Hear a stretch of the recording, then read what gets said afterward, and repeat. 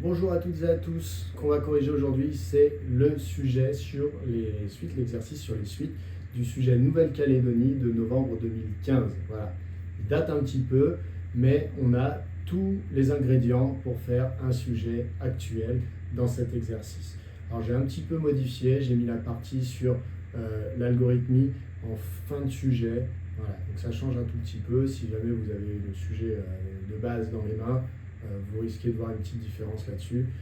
Et pareil, l'algorithme a été traduit en Python pour être au goût du jour. On y va. Alors, dans cet exercice, il y a deux suites qui sont définies, la suite D et la suite A, qui sont définies par D0 qui vaut 300, A0 qui vaut 450, et ensuite on nous donne des formules ici qui permettent de calculer Dn plus 1 et An plus 1, connaissant Dn et An. Première question, c'est calculer D1 et A1. Donc une petite question sur du calcul de termes. Donc il faut se resservir de la formule qui permet de générer la suite qui a été donnée dans l'énoncé, en l'appliquant du coup. Donc D1 va être égal à 1 demi de D0 plus 100, et A1 va être égal à 1 demi de D0 plus 1 demi de A0 plus 70. Attention à essayer de bien faire en sorte que vos A ne ressemblent pas à des D, et inversement. Du coup, 1 demi de D0 plus 100. Bien, cela nous donne 1 demi de 300, puisque l'énoncé nous a dit que D0 était égal à 300, plus 100. 1 demi de 300, c'est 150. 150 plus 100, on est à 250. D1 est donc égal à 250. Pour A1, donc D0 est égal à 300, donc 1 demi de 300, plus 1 demi de A0, l'énoncé nous a dit que c'était égal à 450, plus 70, ce qui est égal à 445. Voilà, on a donc calculé D1 et A1. On passe à la question suivante. Maintenant, pour la question de A, donc dans la question de A, on définit une nouvelle suite, la suite E, qui est définie à partir de la suite D. Voilà. Donc pour tout entier naturel, n, En est égal à Dn moins 200. On nous demande de montrer que la suite E est géométrique. Donc ça, c'est une question extrêmement classique. Il faut vraiment savoir le faire de manière... il faut que ce soit un réflexe pour vous de vous lancer dans ce genre de questions. Alors, le but, ça va être de prouver, pour montrer qu'une suite est géométrique, que En plus 1 est égal à Q fois En, c'est-à-dire Q fois le terme précédent. Dans ce cas-là, j'aurais réussi à montrer que la suite E est géométrique de raison Q. Voilà. Donc ça, je ne le sais pas encore, c'est ce que je vais essayer de montrer. Donc, je vais repartir de l'expression que l'énoncé m'a donné pour En plus 1. Alors, l'énoncé ne m'a pas vraiment donné une expression pour En plus 1, il m'a donné une expression pour En, en disant que En, en fait, c'était Dn moins... moins 200. Et donc, si c'est vrai pour n'importe quel entier naturel n, c'est vrai pour l'entier naturel n plus 1. Donc, En plus 1 est égal à Dn plus 1 moins 200. À partir de là, je vous rappelle que le but, c'est de retrouver En dans le membre de droite. Donc, du coup, qu'est-ce qui va se passer? Je vais essayer de... substituer Dn plus 1, donc par ce qu'il vaut. Donc Dn plus 1, je reprends la formule de l'énoncé, c'est égal à 1 demi de Dn plus 100. Donc ça, c'est Dn plus 1. Je retire 200. Ça me donne donc 1 demi de Dn moins 100.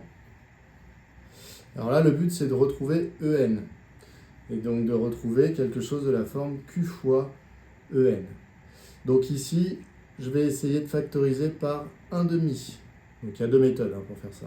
Première méthode, c'est factorisation, donc par 1 demi. Dans l'espoir que dans la parenthèse, ça commence par ce que vaut En, c'est-à-dire Dn moins 200. Donc, pour que ça commence dans la parenthèse par Dn moins 200, histoire de refabriquer En, je factorise par 1 demi, ce qui était devant Dn.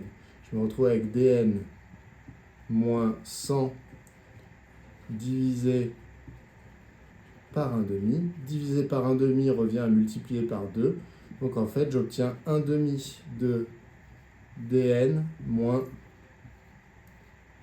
200, ce qui donne 1/2 de en.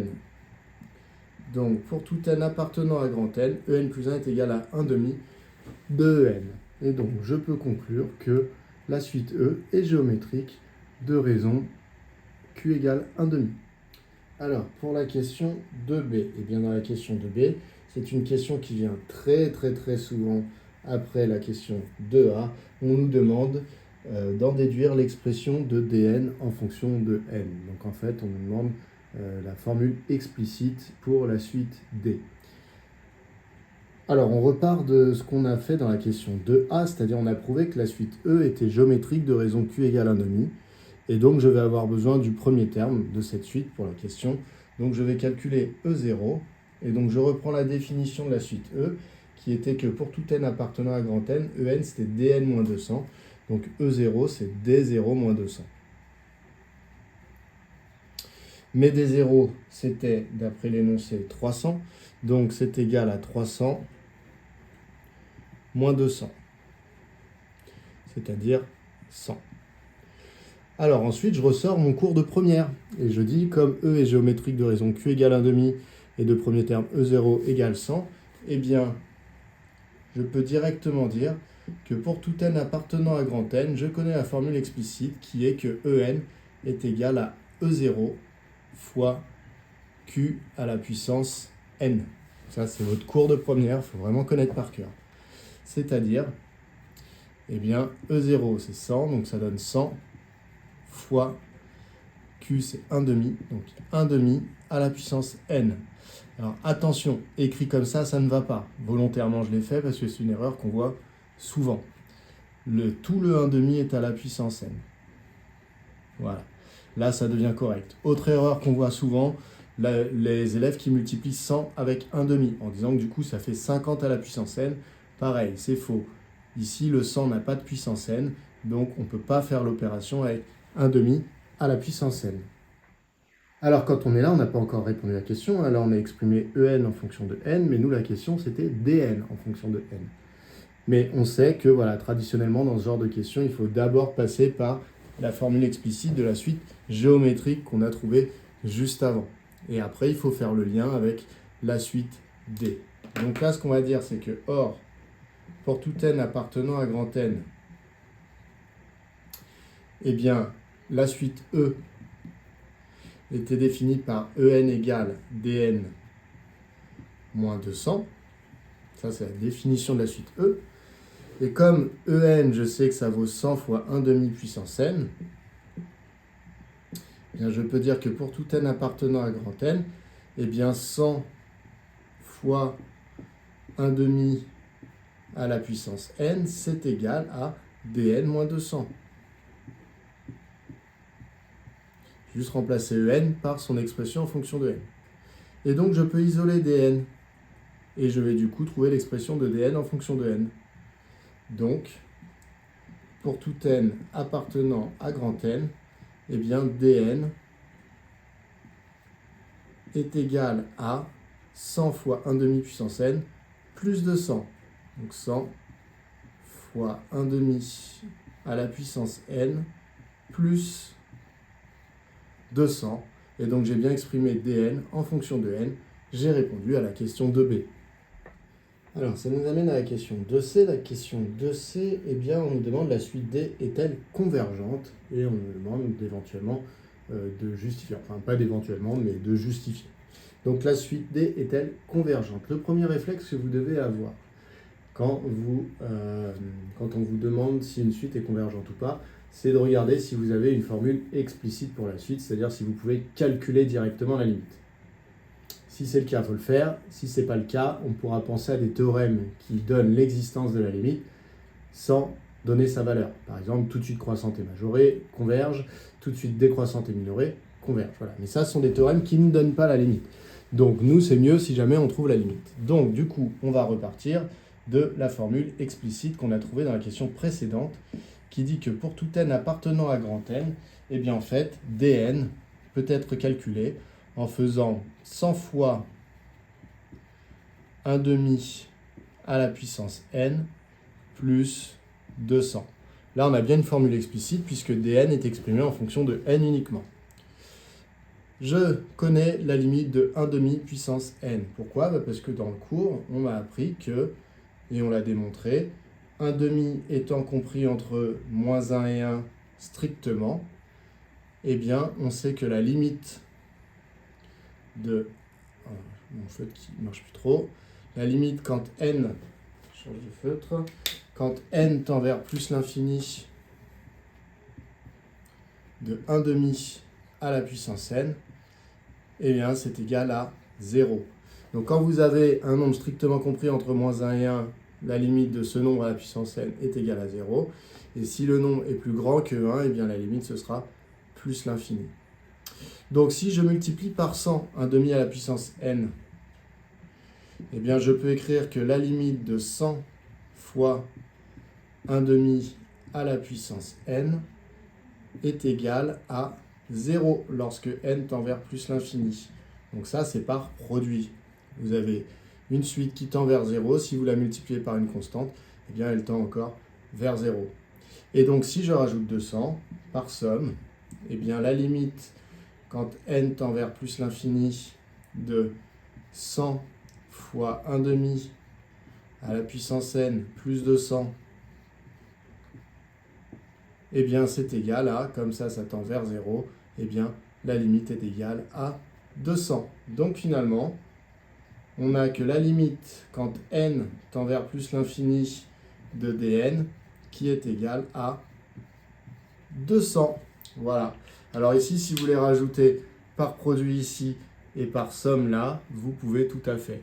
Bon, moi, quand c'est simplement produit avec une constante ou rajouter une constante, eh bien, je ne le fais pas forcément écrire. Voilà. Voilà pour cette question 2C. Alors, ça nous amène à la question 3. Dans la question 3, on admet une formule explicite de la suite A. Voilà. Donc, je ne la relis pas, hein, elle est écrite là. Et donc, on nous demande de montrer que pour tout entier n supérieur ou égal à 3, eh bien 2n au carré sera toujours supérieur ou égal à n plus 1 au carré. Alors, dans cette question 3a, on n'a absolument pas besoin de ce qui vient d'être défini, hein, c'est-à-dire l'expression de an.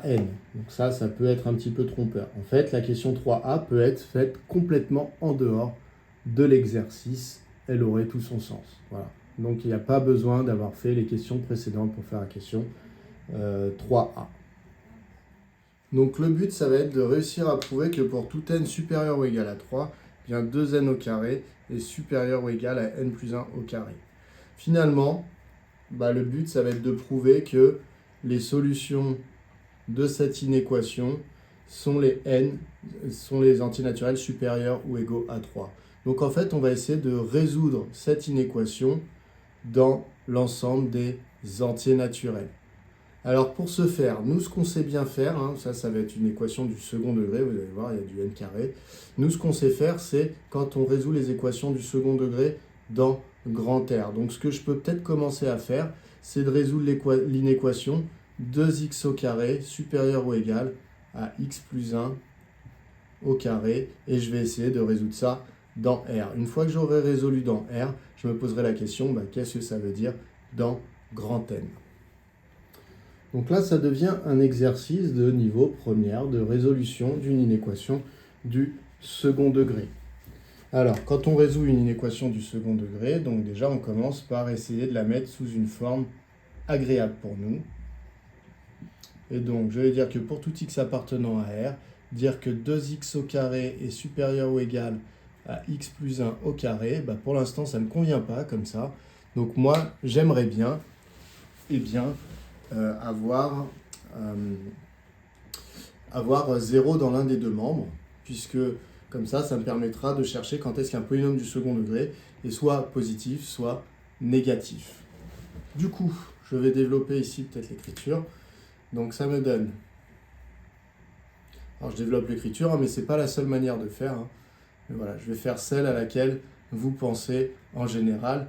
Comme ça, vous aurez la correction de ce à quoi vous pensez en général. Donc, x plus 1 au carré, ça donne a carré plus 2ab, donc 2x, plus b carré, donc plus 1 au carré, c'est-à-dire 1. Donc j'ai développé l'identité remarquable a plus b au carré. Ensuite, je vais transposer ici pour avoir eh bien, 0 dans l'un des deux membres. Donc j'ai 2x au carré, moins x au carré, moins 2x, moins 1, supérieur ou égal à 0. Et donc c'est équivalent à dire que 2x au carré moins x au carré, eh bien c'est x au carré, moins 2x moins 1 est supérieur ou égal à 0. Donc en fait, résoudre cette inéquation, eh bien c'est résoudre cette inéquation. Sauf que celle-là, je sais la résoudre grâce à mon cours vu en première. Donc je vais étudier le signe du polynôme qui est ici. X au carré moins 2x moins 1. Donc je déballe la théorie vue en première. Donc déjà je précise que je suis dans le cadre de la théorie vue en première. X au carré moins 2x moins 1 est un polynôme du second degré, avec du coup le coefficient a qui vaut 1, donc c'est le coefficient devant x au carré, b qui vaut moins 2 parce que c'est le coefficient devant x, et c qui vaut moins 1. Maintenant, je veux savoir si ce polynôme a des racines, c'est-à-dire s'il peut s'annuler dans R. Je calcule donc le discriminant, qui est égal à b au carré moins 4ac, ce qui donne moins 2 au carré, moins 4 fois 1 fois moins 1, puisque a vaut 1 et c vaut moins 1. J'obtiens donc 4 plus 4. Donc moins moins, ça donne plus, attention. Donc c'est égal à 8. Donc le discriminant est strictement positif. Et du coup, le polynôme a exactement deux racines réelles distinctes. Alors je vais devoir effacer ce qu'il y a au-dessus, mais normalement, je devrais écrire à la suite de ça, mais vous voyez, je n'ai plus de place. Donc je vais faire le calcul des racines au-dessus. Retenez bien que je souhaitais savoir à la base quand est-ce que ce polynôme était positif. Voilà, ça sera important pour la conclusion à la fin, une fois qu'on aura fait le tableau de signes. Donc x1 vaut moins b moins racine de delta sur 2a, ce qui vaut du coup moins, alors b on avait dit que c'était moins 2, donc ça fait moins 2 moins racine de 8 sur 2a, c'est-à-dire 2 fois 1, ce qui donne, alors là ça nous donne 2 moins, alors racine de 8 on peut le simplifier un peu, racine de 8 c'est racine de 4 fois racine de 2, et racine de 4 ça vaut 2, donc ça donne 2 racine de 2. Le tout sur 2, ce qui donne en fait, donc au numérateur je peux factoriser par 2 pour simplifier, ça va me donner 1 moins racine de 2. Je peux calculer de la même manière x2, la deuxième racine, donc ça va me donner moins b plus racine de delta sur 2a, ce qui va me donner exactement la même chose qu'au-dessus, avec un plus devant la racine carrée de delta, c'est-à-dire la racine carrée de 8, le tout sur 2 fois 1. Ça donne donc 2 plus 2 racines de 2 sur 2, ce qui donne 1 plus racine de 2. Donc à partir de là, j'ai trouvé les racines du polynôme, je peux donc étudier son signe. Ce qui va me donner le signe, c'est le signe du A. Donc A était positif, je vous rappelle que petit a vaut 1. Donc je peux faire le tableau de signes du polynôme. Hop, x. Donc on va le faire, pour l'instant on étudie le polynôme sur R. Donc sur de moins l'infini à plus l'infini. Et donc on va mettre le signe de, et donc le polynôme c'était x au carré moins 2x moins 1. Les racines, on a trouvé 1 moins racine de 2 et 1 plus racine de 2. Donc 1 moins racine de 2 est plus petit que 1 plus racine de 2. Dans les deux, on retrouve 1. Là, on retire racine de 2, là, on rajoute racine de 2. Donc on se retrouve avec un tableau de signes comme celui-là. Le polynôme s'annule en 1 plus racine de 2 et en 1 moins racine de 2. Le signe de A, c'est positif, donc le polynôme, il est du signe de A à l'extérieur des racines, donc plus, et du signe de moins A à l'intérieur des racines. Hop, ça nous donne ça. Et donc nous, je vous rappelle, je vous avais dit, oui, souvenez-vous bien, on cherche quand est-ce que le polynôme est positif. Donc finalement, l'ensemble des solutions, donc c'est dans R, eh bien, c'est donc la réunion d'intervalle qui va de moins l'infini à 1 moins racine de 2. Donc, c'était supérieur ou égal, donc j'inclus. Union 1 plus racine de 2 plus l'infini. Hop, est-ce qu'on voit tout? Pas tout à fait, je décale un petit peu. Voilà, donc ça, ce sont les solutions dans R. Mais nous, je vous rappelle qu'on voulait résoudre cette équation dans N. Donc, on se pose la question, bah oui, mais qu'est-ce que veut dire cet intervalle? Et en fait, si on calcule ce que vaut 1 plus racine de 2, eh bien, on se rend compte que ça vaut environ, donc ça vaut environ 2,41. Donc, ça veut dire que nous, vu qu'on ne considère que les entiers naturels, eh bien, ici, cette solution qui est négative, là, qui vaut moins, hop, ça vaut moins 0,41. Bref, elle est négative, donc de toute façon, toute cette partie-là ne nous intéresse pas. En réalité, on se rend compte que, déjà, quand on va résoudre sur les entiers naturels, on ne va ne considérer que des solutions qui sont positives. Donc, on va se concentrer sur l'intervalle 0 plus l'infini. Et en plus de ça, on se rend compte que, en fait, eh bien, nous, on voulait savoir quand est-ce que c'était positif.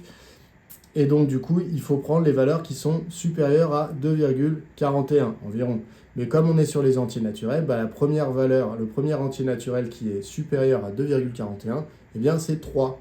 Donc, en fait, on peut résoudre cette équation sur grand N et affirmer que pour tout n supérieur ou égal à 3, eh bien, finalement, on a 2n au carré qui est supérieur ou égal à n plus 1 au carré. Voilà pour cette question.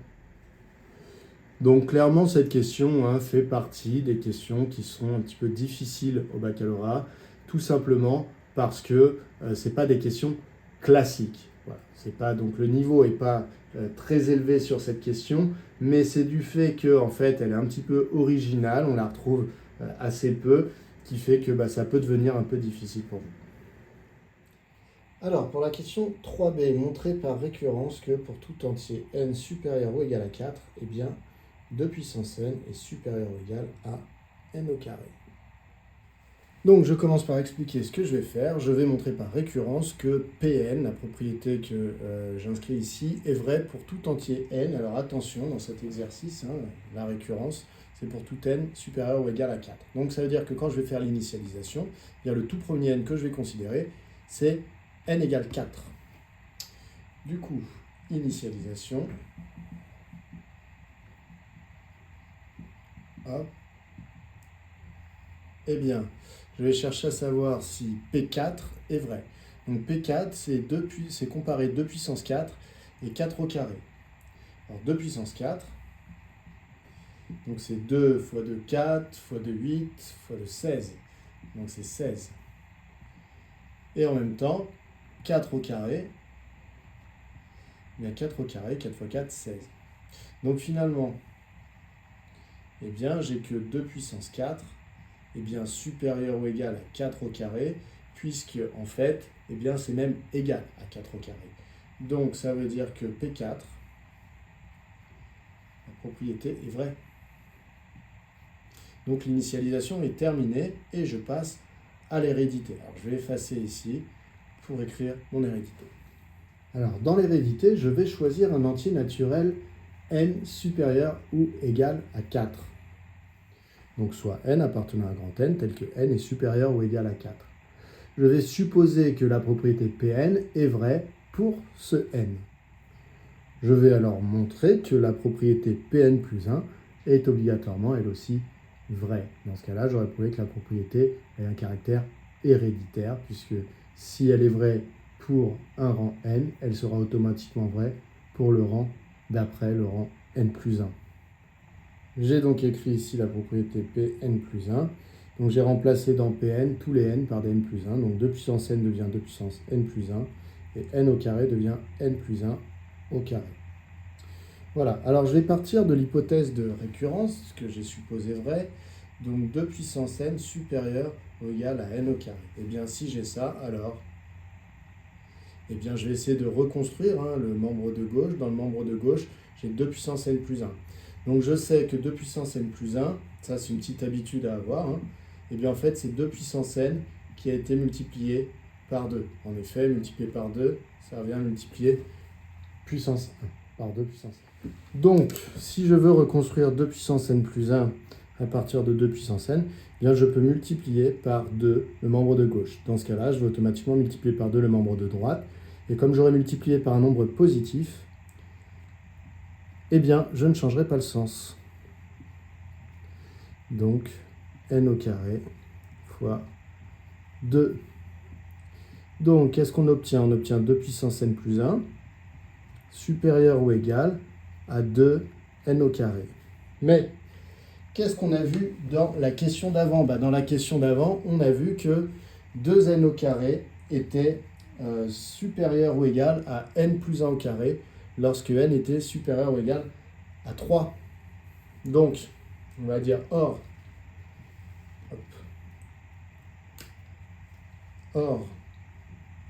n est supérieur ou égal à 3. Donc, eh bien, 2n au carré est supérieur ou égal à n plus 1 au carré.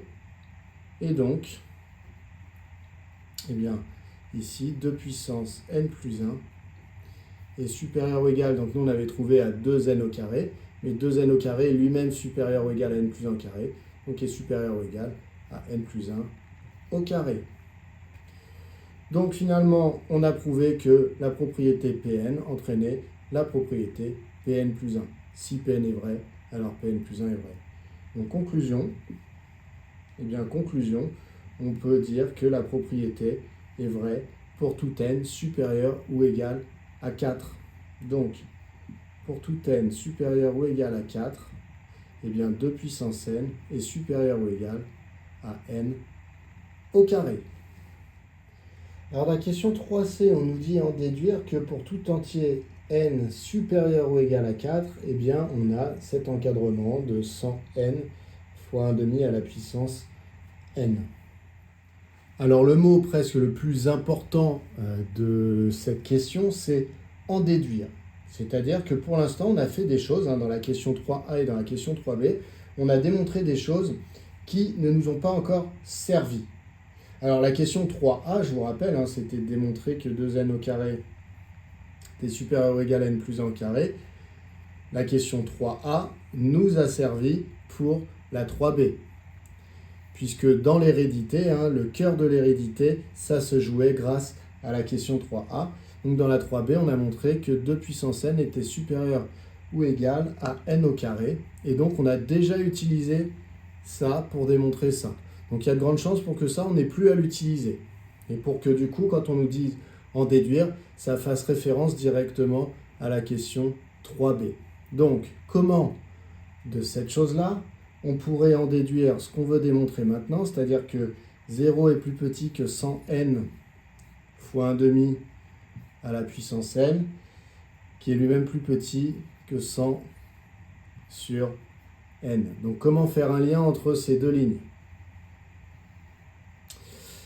Le lien qu'on pourrait voir éventuellement, c'est que là on a 2 puissance n, et que là ici on a 1/2 à la puissance n. Alors effectivement, dans le 1/2 à la puissance n, eh bien, on retrouve le 2 puissance n, puisque 1/2 puissance n, c'est égal à 1 à la puissance n sur 2 à la puissance n, ce qui donne 1 sur 2 puissance n. Donc, ça veut dire qu'en partant de 2 puissance n, je vais pouvoir reconstruire 1 sur 2 puissance n en passant à l'inverse, et donc j'aurai le 1/2 puissance n. Bref, je vois une petite direction dans laquelle me lancer. Du coup, je me lance.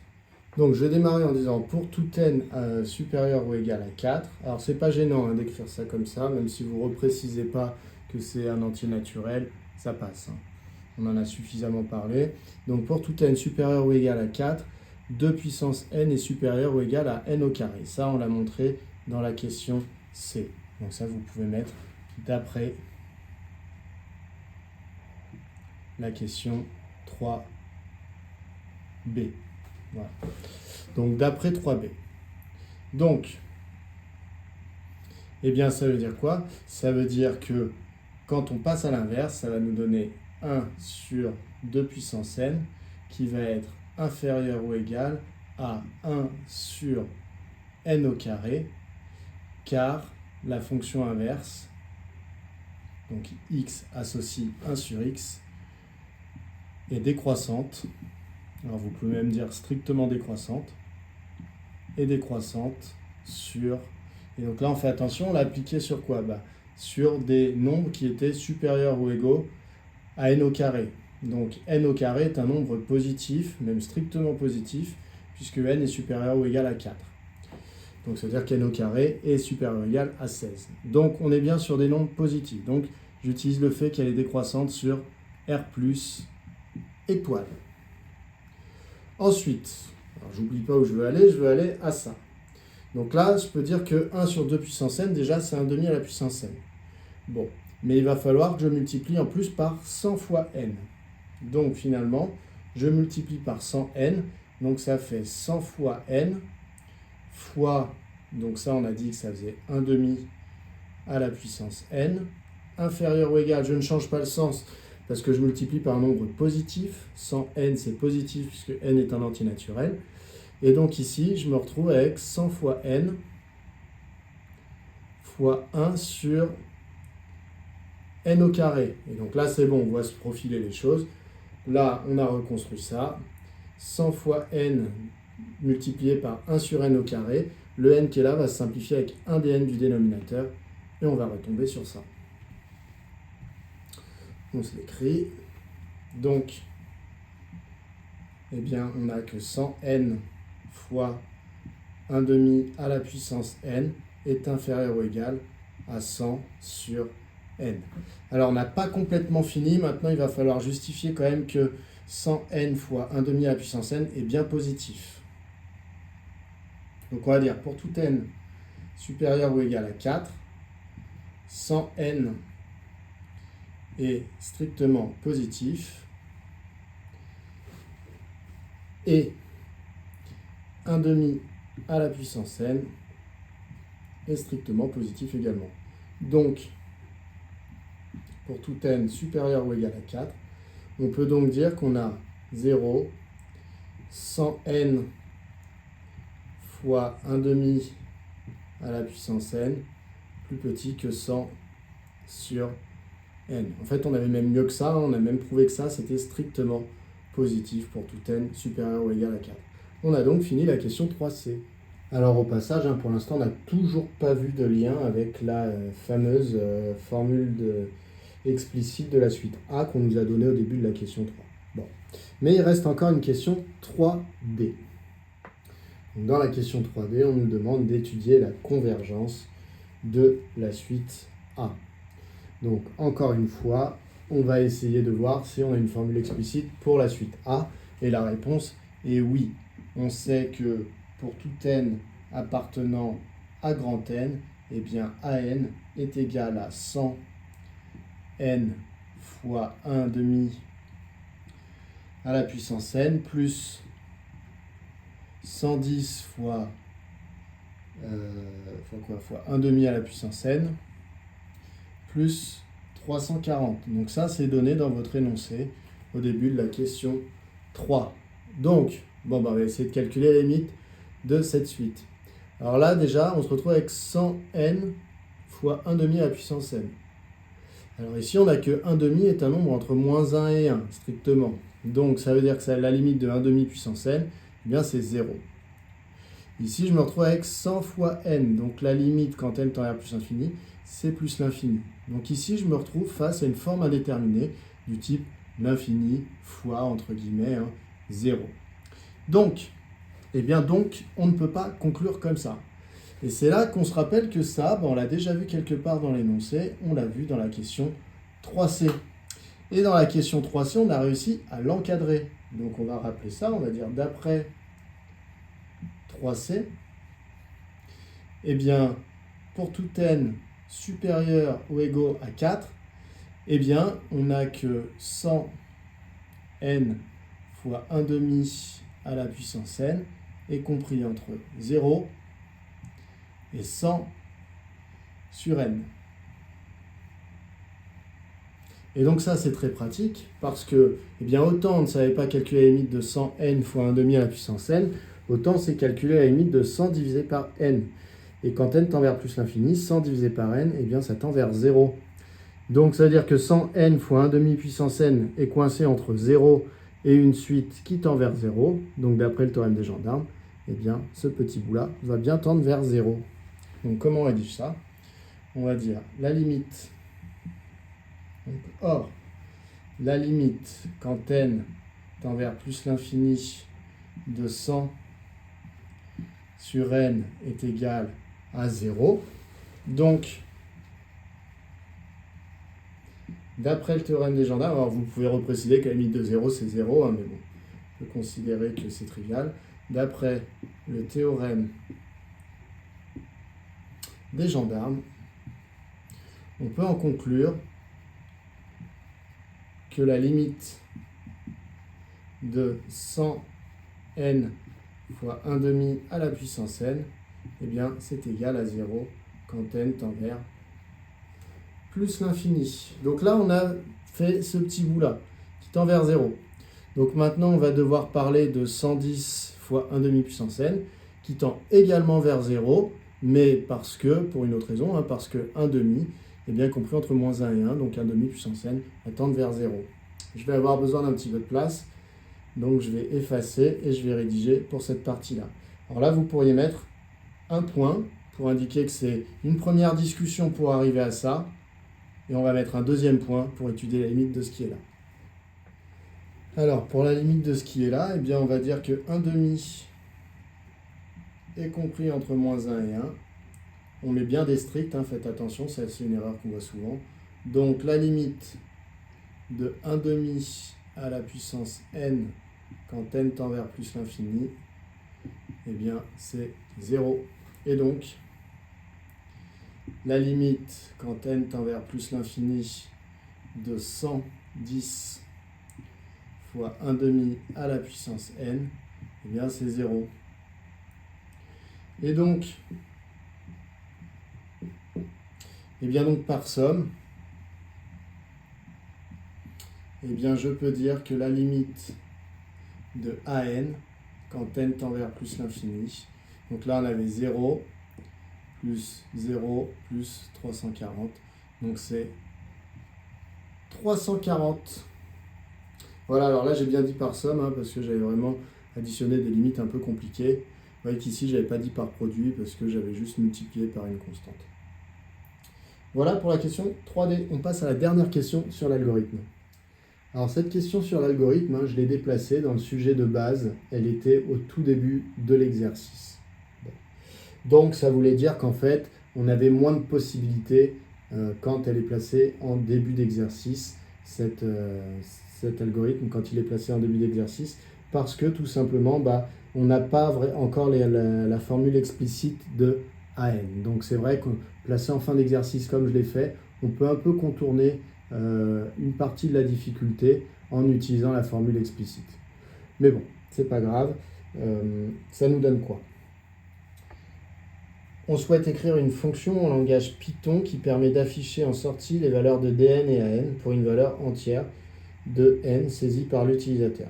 Recopier et compléter les lignes du programme où figurent des points de suspension.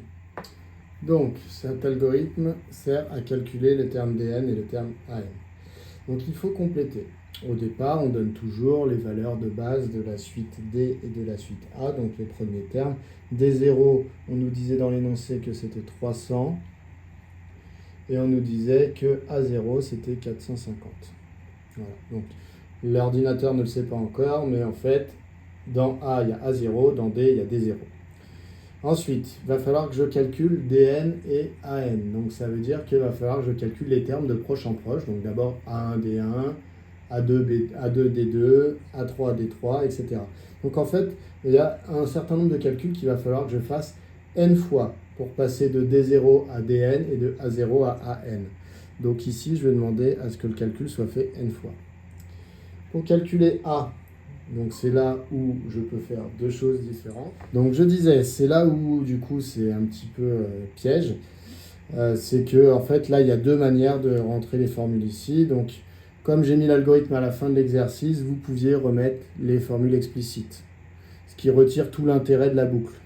C'est-à-dire que vous pouvez directement rentrer la formule avec n et ça vous calculerait an et dn. Bon, voilà. C'est un peu le problème d'avoir mis cet algorithme en fin d'exercice. Sinon, traditionnellement, en haut d'exercice, on utilise les formules plutôt de début d'énoncé. Donc, pour calculer A, on nous dit qu'il faut prendre 1/2 fois dn. Le multiplier sur Python, c'est une étoile. dn, donc c'est le terme de la suite d qui est juste avant, donc ce qu'il y a dans la case mémoire d. Ensuite, plus 1/2 du terme d'avant pour la suite a, donc fois a, et du coup, plus 70. Une fois qu'on a calculé ça, on peut calculer d, et donc pour d, on reprend la formule de l'énoncé. dn plus 1, c'était 1/2 de dn, donc 1/2 de d, plus 100. Voilà pour ça. Voilà, on en a fini. Donc je vous avais dit, hein, il n'est pas tout à fait simple. Hein, il y a une ou deux petites questions quand même où ça change un petit peu et du coup il faut réfléchir. Le reste est quand même très très classique et très faisable. Donc c'est le genre d'exercice où on peut perdre éventuellement un demi-point sur 5, mais si on est bien à l'aise, et bien normalement on a les autres 4 points et demi sans problème. À bientôt.